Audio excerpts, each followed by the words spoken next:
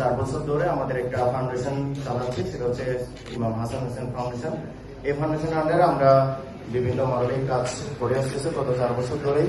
ওই যে ফেনী এবং ফটিকছড়িতে বন্যার্তদের সহায়তা সহ বিভিন্ন কাজ করছি।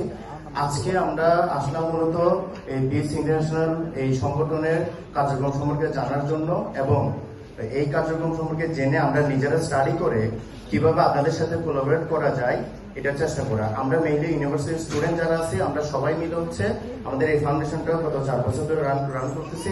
আমরা খুবই ছোট বয়সে এটি শুরু করছি, তবে আমাদের উদ্দেশ্য একটাই, সেটা হচ্ছে মানবাধিকার বা মানুষের জন্য কাজ করা। আমাদের সংগঠনের নাম ইসলামিক হলেও আমরা শুধুমাত্র ইসলামিক কাজের মধ্যে সীমাবদ্ধ না, আমরা হচ্ছে বিভিন্ন সামাজিক কাজকর্ম আমরা করতেছি। ইভেন সামনে আমরা শিক্ষা নিয়ে আমরা কাজ করার চেষ্টা করতেছি। বিভিন্ন স্কুলে বাচ্চাদেরকে ব্যাগ সহ বই খাতা দেওয়ার বিভিন্ন প্ল্যানিং আমরা করতেছি, উদ্যোগ আমরা নিচ্ছি। এবং এই ধরনের ছোট ছোট উদ্যোগ আপনাদের সাথে, আপনাদের এই বড় সংগঠনের সাথে অ্যাড করলে আমাদের সংগঠন, আশা করি যে ছোটখাটো আমাদের মধ্যে সংগঠনটা অ্যাড করলে আমাদের সংগঠনটা আরো বড় কিছু পরিসরে কাজ করতে পারবে।